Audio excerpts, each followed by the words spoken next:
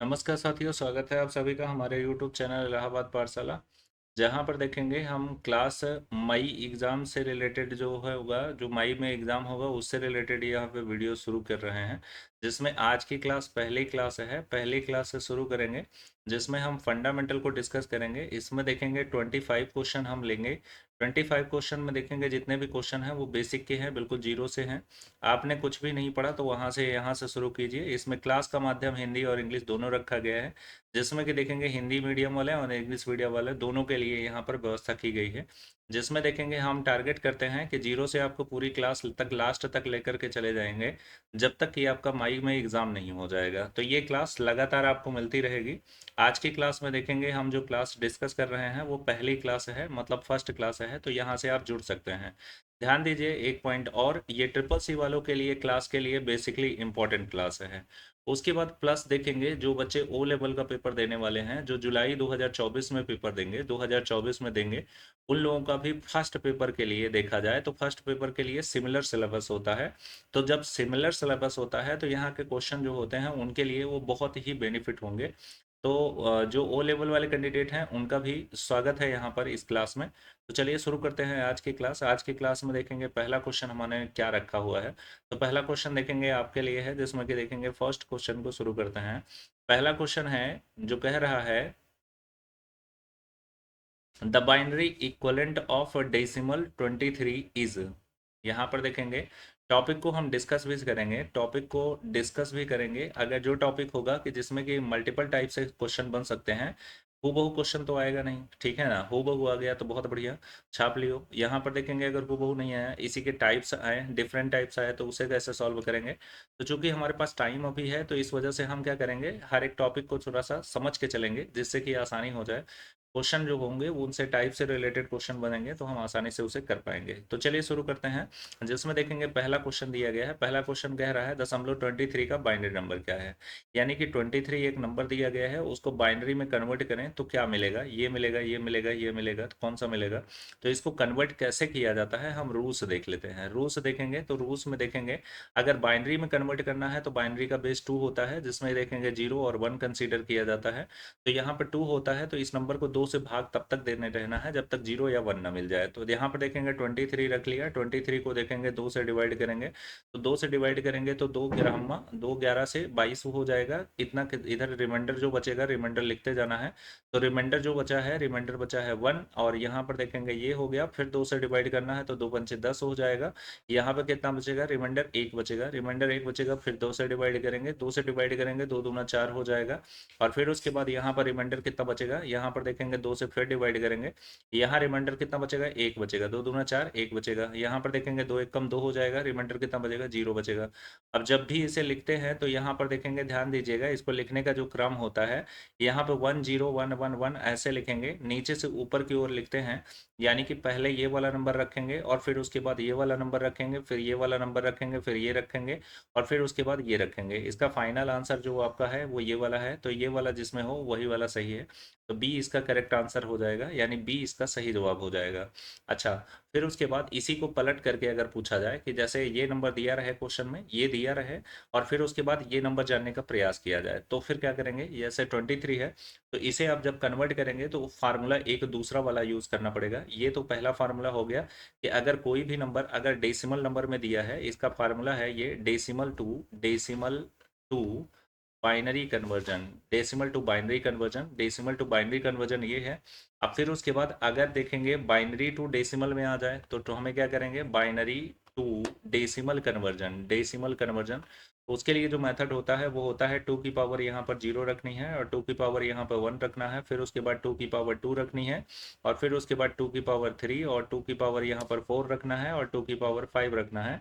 ऐसे ही नंबर बढ़ाते चले चले जाएंगे, ठीक है ना। अब देखेंगे इसी में इसी नंबर को रख लेते हैं, इसी नंबर को उठा के रख लेते हैं। जैसे ये नंबर है, इसका हमें आंसर मिले तो 23 मिलना चाहिए। अगर 23 आ गया तो सही माना जाएगा। यहाँ पर देखेंगे ये नंबर को राइट साइड से रखेंगे, जैसा कि यहाँ पर इसके सामने देखेंगे रखेंगे 1, इसके सामने देखेंगे ये वाला 1 रख गया। अब फिर उसके बाद ये वाला 1 देखोगा वो इसके सामने रखा जाएगा, और फिर उसके बाद ये वाला जो है वो ये वाला 1, तीसरा वाला 1 यहाँ पे रखा जाएगा। अच्छा, फिर उसके बाद चौथे वाले के सामने यहाँ पे देखेंगे 4 के सामने 0 है, तो यहाँ पे 0 रख देंगे। फिर उसके बाद यहाँ पर देखेंगे ये रखेंगे, ये नंबर यहाँ पर देखेंगे 1 रख दिया, यहाँ पर देखेंगे ये 1 हो गया, मतलब 1 1 1, और फिर उसके बाद 0 1 ये रखा हुआ है। इसका मान जो होगा वो डेसिमल नंबर 23 आना चाहिए। 23 कैसे आएगा, तो हमें क्या करना है, देखेंगे जहाँ पर देखेंगे 0 है उसको हम काउंट नहीं करेंगे, उसको काउंटिंग में नहीं लेंगे, मतलब उसका कोई मतलब ही नहीं होगा, वो लाइन से मतलब हमें नहीं लेना है। अब देखेंगे यहाँ पर देखेंगे 2 की पावर 0 है तो यहाँ पे 1 बन जाएगा, बीच में प्लस का साइन आएगा, और फिर उसके बाद यहाँ पे क्या बनेगा, यहाँ पे 2 की पावर 1 है तो 2 एकम 2 हो जाएगा, यहाँ पर देखेंगे 2 हो गया। अब फिर 2 की पावर 2, तो 2 दूना यहाँ पर कितना हो जाएगा, 4 हो जाएगा, ठीक है ना। तो 4 हो गया, 4 2 6 1 7 हो गया, 4 2 6 1 7। और फिर उसके बाद यहाँ पर देखेंगे, यहाँ पे 2 की पावर 3 ये काउंट नहीं की जाएगी, 2 की पावर 4, तो यहाँ पर क्या हो जाएगा, 2 की पावर 4, तो यहाँ पर कितना हो जाएगा 16, यानी 16 हो जाएगा। अब 16 प्लस 4 16 हो गया, 4 हो गया, 2 हो गया, 1 हो गया। अब देखेंगे 16 4 20, 2 22, 1 23 हो जाएगा, यानी 23 यहाँ पर देखेंगे आंसर आपको मिल जाएगा। यानी ये देखेंगे ये हमारा मेथड क्या हो गया, ये बाइनरी से डेसिमल में कन्वर्जन और डेसिमल टू बाइनरी कन्वर्जन। तो इस तरीके से 2 क्वेश्चन आपके सॉल्व हो गए, यानी इसी क्वेश्चन से 2 क्वेश्चन 2 तरीके के क्वेश्चन आएंगे तो वो सॉल्व हो जाएंगे। अच्छा, 4 पॉइंट इसी से होते हैं, अगर इस तरह के क्वेश्चन आएंगे तो 4 पॉइंट इसके माध्यम से भी आप क्वेश्चन को आसानी से सॉल्व कर पाओगे। तो 4 तरीका है, उन तरीकों को भी जरा जान लेते हैं, ठीक है ना।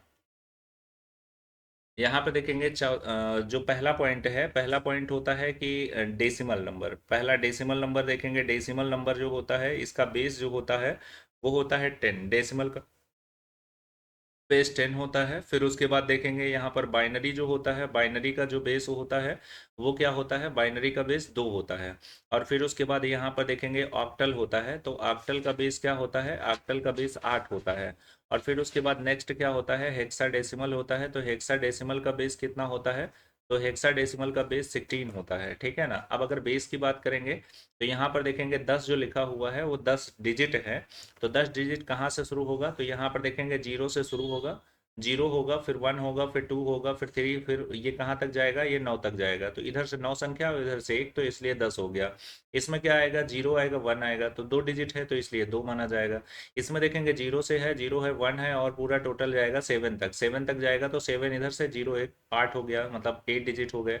अब देखेंगे ये हेक्साडेसिमल वाला थोड़ा इंपॉर्टेंट होता है, यहाँ पे दीजिएगा, देखेंगे 0 से लेकर के ये 9 तक तो जाएगा, ठीक है ना, तो ये टोटल हो गया 9।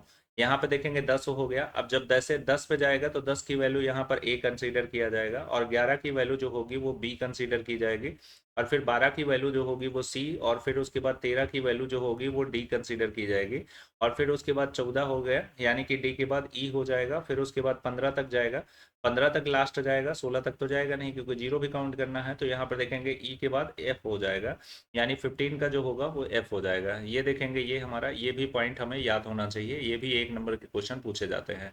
तो पहला क्वेश्चन हो गया, और भी इसमें है लेकिन अगर यही बताते रहेंगे तो पता लगेगा, यही बताते रहेंगे तो आप यही सोचोगे कि क्या बोलते हैं, एक ही क्वेश्चन पर बहुत टाइम दिया जा रहा है, फिर मिलेगा इस ये तो फिर इसके बारे में हम चर्चा करेंगे।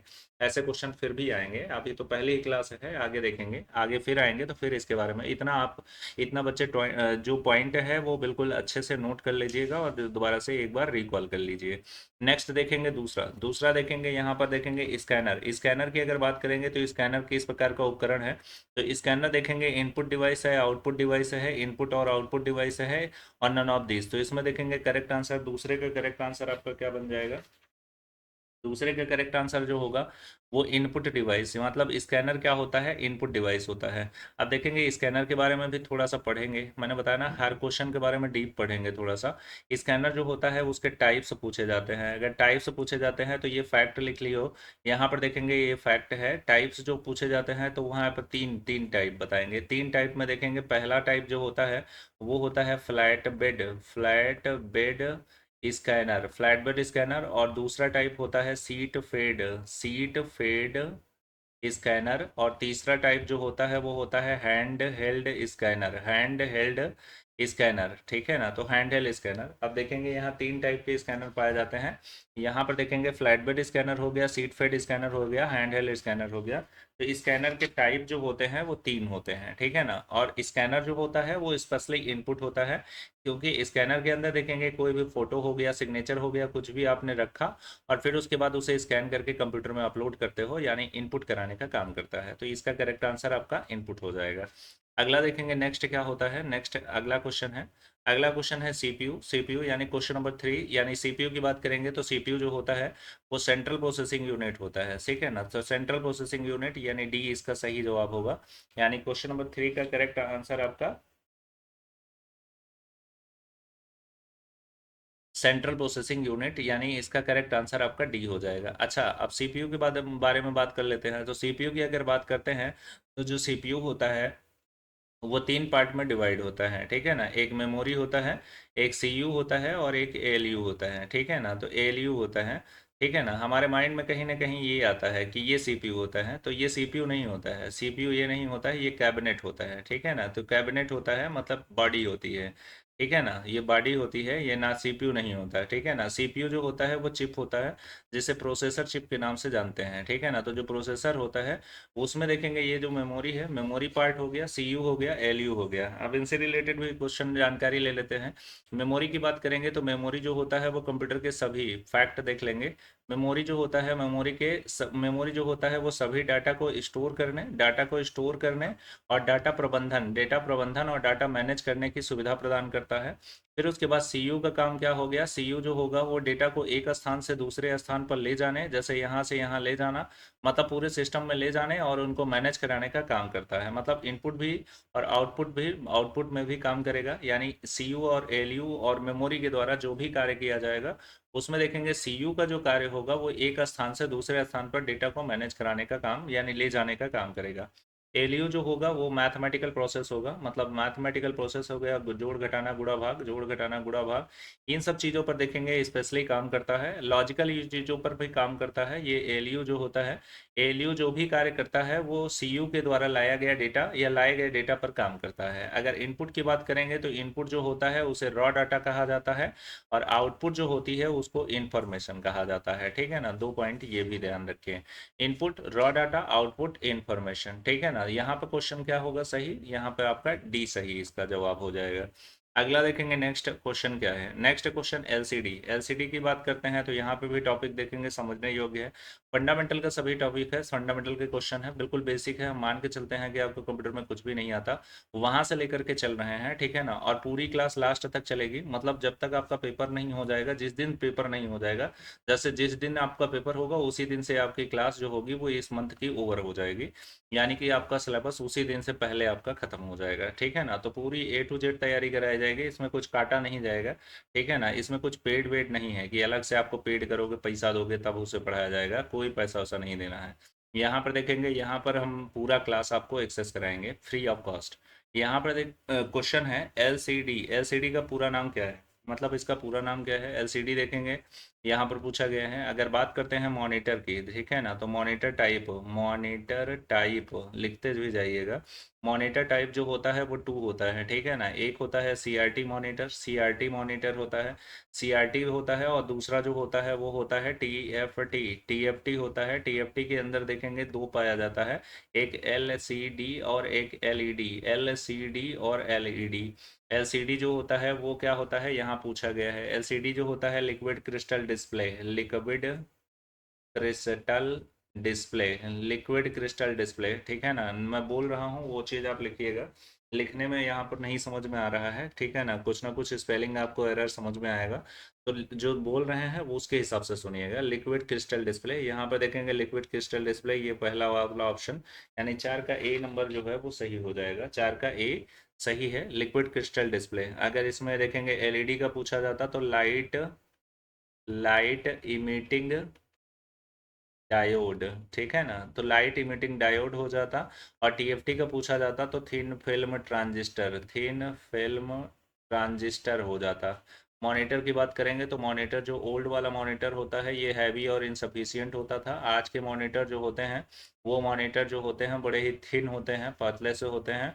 और यहाँ पर देखेंगे पावर का कंजप्शन बहुत कम करते हैं, और प्लस ये होता है कि किसी भी स्क्रीन को मेज़र करने के लिए हमेशा डायगोनल मेजरमेंट कर किया जाता है, ये भी आपको याद रखना चाहिए। तो ये जैसे ये क्षैतिज, क्षैतिज मतलब तिरछा मेजर किया जाता है। चलिए आगे चलते हैं। आगे देखेंगे क्वेश्चन नंबर 5। क्वेश्चन नंबर 5 कह रहा है निम्नलिखित में से कौन सी प्राथमिक मेमोरी है, मतलब प्राइमरी मेमोरी कौन सी है। तो प्राइमरी मेमोरी देखेंगे रैम होती है, ठीक है ना। तो इसमें से देखेंगे यहाँ पर फ्लॉपी डिस्क है, हार्ड डिस्क है, ऑप्टिकल डिस्क है। तो प्राइमरी मेमोरी क्वेश्चन नंबर 5 का करेक्ट आंसर आपका हो जाएगा रैम। प्राइमरी मेमोरी में रैम और रोम होता है, रैम प्लस रोम होता है। प्राइमरी मेमोरी दोनों जो होती हैं ये होती हैं। प्राइमरी इसलिए होती हैं क्योंकि ये जो कंप्यूटर होता है, कंप्यूटर का ये सीपीयू कैबिनेट है, और इसके अंदर देखेंगे इसके अंदर मदरबोर्ड होती है, और मदरबोर्ड पर रैम और रोम का होना अनिवार्य होता है। बाकी चीज़ें हटा लीजिए, कोई दिक्कत नहीं। यहाँ पर देखेंगे रैम और रोम जो होता है वो प्राइमरी रूप से इन्वॉल्व होते हैं, ठीक है ना, इसलिए ये प्राइमरी मेमोरी कंसीडर किया जाता है। रैम जो होता है वो टेम्परेरी मेमोरी भी कंसीडर किया जाता है, ये भी ध्यान रखें। रैम जो होता है वो वोलाटाइल मेमोरी होती है, और रोम जो होती है वो नॉन वोलाटाइल मेमोरी होती है, नॉन वोलाटाइल मेमोरी, ठीक है ना, ये भी ध्यान रखिए। फ्लॉपी डिस्क की बात करेंगे तो फ्लॉपी डिस्क जैसे यहाँ दिया गया है, आप देखेंगे फ्लॉपी डिस्क दिया गया है, तो फ्लॉपी डिस्क के बारे में थोड़ा सा चर्चा कर लेते हैं। अब यहाँ पर देखेंगे रैम, रैम है, रैम के बारे में भी थोड़ा और जानकारी लीजिए। जैसा कि देखेंगे रैम जो होता है, रैम का full form random access memory होता है, रैंडम एक्सेस मेमोरी होता है, ठीक है ना। ये वोलाटाइल मेमोरी होती है, और फिर उसके बाद ये एक आईसी चिप है, आईसी चिप होती है। इसमें देखेंगे DDR, DDR first, DDR first है, सेकंड है, फिर उसके बाद थर्ड है, और फिर उसके बाद फोर्थ है और फिफ्थ है। यानी कि यह कहने का मतलब इसमें क्या होता है, वर्जन पाया जाता है, वर्जन पाया जाता है, मतलब DDR1, DDR2, DDR3, DDR4 और DDR5, मतलब पांचवी जनरेशन का रैम जो होता है वो फिफ्थ है, ठीक है ना। डीडीआर का फुल फॉर्म पूछा जाता है तो double data rate, double data rate, double data rate, यानी डबल डाटा रेट यहाँ पर ये हो जाएगा। अच्छा, तो रैम हो गया। फिर उसके बाद रोम के बारे में अगर बात करेंगे, रैम में दो चीज़ और देखनी है, एक डी रैम होता है, एक एस रैम होता है। D RAM dynamic random access memory होता है, और एस रैम जो होता है वो होता है स्टैटिक रैंडम एक्सेस मेमोरी होता है। ये भी पॉइंट आप याद रखा जाए। फिर उसके बाद फ्लॉपी डिस्क की बात करेंगे, आप देखेंगे ये पॉइंट आप स्क्रीनशॉट ले लीजिए ताकि मैं इसे हटा सकूं। यहाँ पर देखेंगे ये हटा दिया मैंने।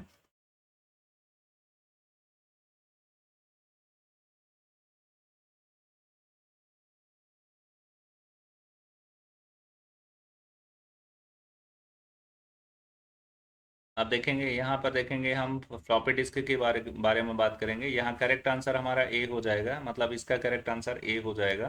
फ्लॉपी डिस्क की बात करेंगे तो फ्लॉपी जो है वो स्टोरेज डिवाइस है, स्टोरेज डिवाइस है, स्टोरेज डिवाइस है। और फिर उसके बाद यहाँ पर जो फ्लॉपी डिस्क होता है, फ्लॉपी डिस्क के अंदर जो कैपेसिटी होती है वो पूछा जाता है। कैपेसिटी मतलब होता है क्षमता। तो इसमें देखेंगे टू टाइप्स की क्षमता इसमें पूछी जाती है, जिसमें भी देखेंगे 1.44 MB होना चाहिए, ये पता होना चाहिए, ये एक फैक्ट है।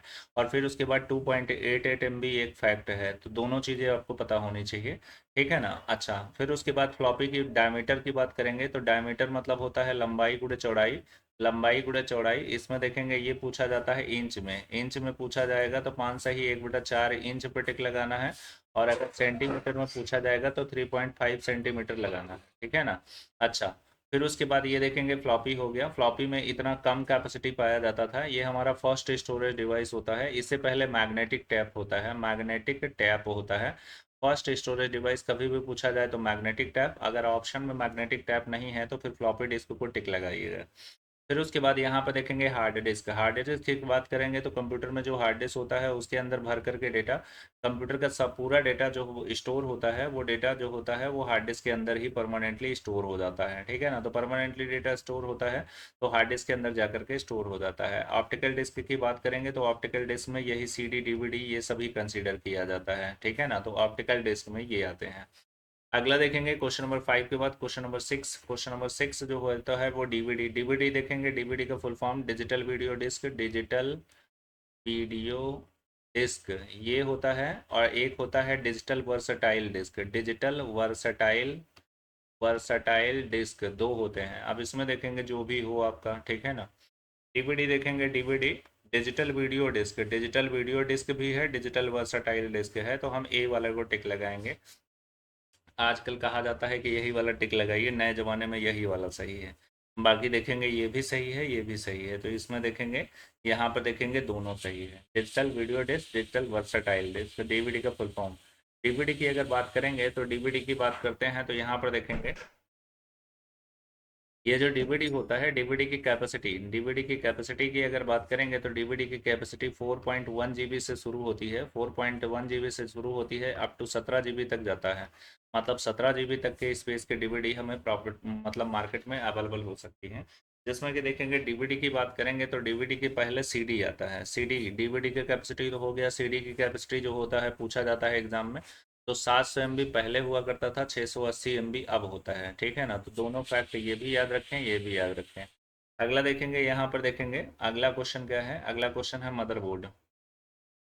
10 क्वेश्चन करेंगे आज की क्लास में, देखेंगे 10 क्वेश्चन करेंगे, 10 क्वेश्चन करेंगे क्योंकि हम थ्योरी भी साथ साथ लेकर के चलते हैं, तो सेशन बड़ा लंबा हो जाएगा। इस वजह से सेशन को मतलब ध्यान में रखते हुए 10 क्वेश्चन करेंगे। इसके आगे के क्वेश्चन जो होंगे वो क्लास के सेकंड क्लास में आपको मिलेंगे। तो यहाँ पर देखेंगे 7 नंबर का क्वेश्चन है मदरबोर्ड। मदरबोर्ड क्या है, तो मदरबोर्ड के बारे में देखेंगे, हम आपको पूरा एक एक चीज़ बताएंगे। इसमें देखेंगे मदरबोर्ड क्या है। मदरबोर्ड जो होता है, मदरबोर्ड हर एक इलेक्ट्रॉनिक डिवाइस में होता है, वो चाहे आपका कंप्यूटर हो, चाहे देखेंगे लैपटॉप हो, मतलब चाहे कंप्यूटर होगा चाहे लैपटॉप होगा। ये लैपटॉप हो गया, टैबलेट हो गया, मोबाइल फ़ोन हो गया, सब जगह पर क्या होता है, सब जगह मदरबोर्ड इंस्टॉल होता है। मदरबोर्ड का काम क्या होता है, मदरबोर्ड हर एक कंपोनेंट को जोड़ करके रखता है। वो चाहे पार्ट ऑफ कंप्यूटर हो चाहे पार्ट ऑफ सीपीयू हो, मदरबोर्ड से नहीं जुड़ेगा तो वर्क नहीं करेगा। जैसे ह्यूमन होता है तो ह्यूमन में देखेंगे, ह्यूमन का हाथ हो गया, ह्यूमन का ये देखेंगे पैर हो गया, ह्यूमन का गर्दन हो गया, वो पूरा बॉडी से जुड़ा होता है। वैसे ही ये बॉडी की तरह ही काम करता है। ये प्लेट होता है, टीवी, इलेक्ट्रॉनिक डिवाइस सब जगह पर ये पाया जाता है।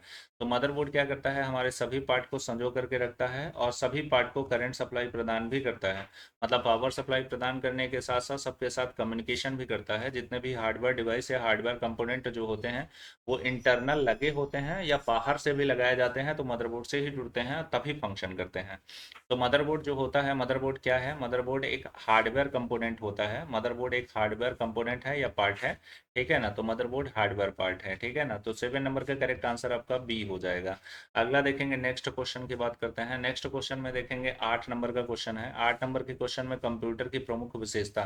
कंप्यूटर की विशेषताएं तो बहुत सारी होती हैं। ठीक है ना, यहाँ पर देखेंगे, यहाँ पर major characteristic of computer are speed, शुद्धता, भंडारण, उपरोक्त सभी। तो यहाँ पर देखेंगे क्वेश्चन नंबर 8 का करेक्ट आंसर आपका डी हो जाएगा। स्पीड भी होती है कंप्यूटर में, और एक्यूरेसी का मतलब शुद्धता, अगर 100% शुद्धता इसमें पाई जाती है।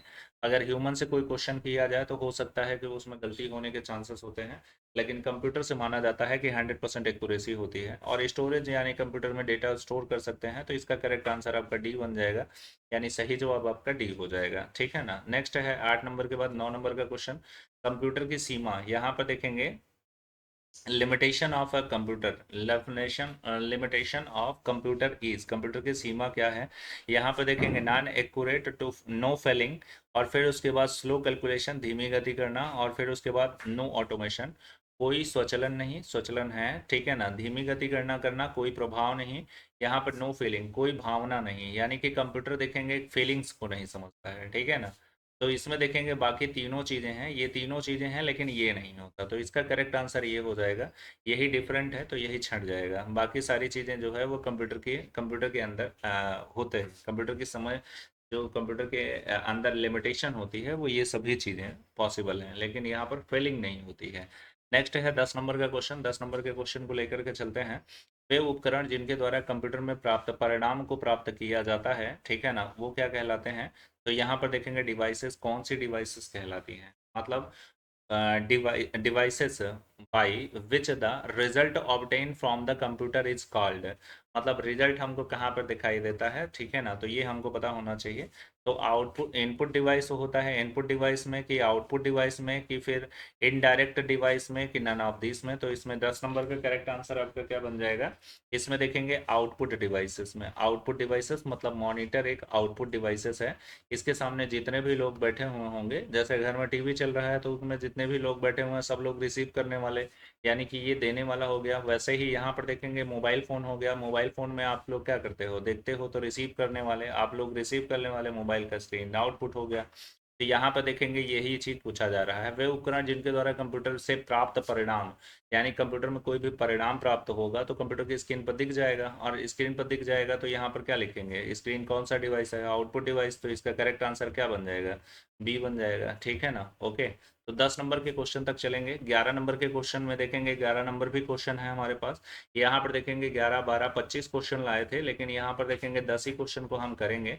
10 क्वेश्चन करेंगे, इसके बाद की जो क्लास होगी वो नेक्स्ट डे में क्लास होगी, मतलब डे 2 में, यानी कि कहने का मतलब दूसरी क्लास में हम डिस्कस करेंगे, यहीं से क्लास में डिस्कस करेंगे। ठीक है ना। तो आज की क्लास में इतना रहेगा। Thank you for watching. मिलते हैं नेक्स्ट वीडियो में।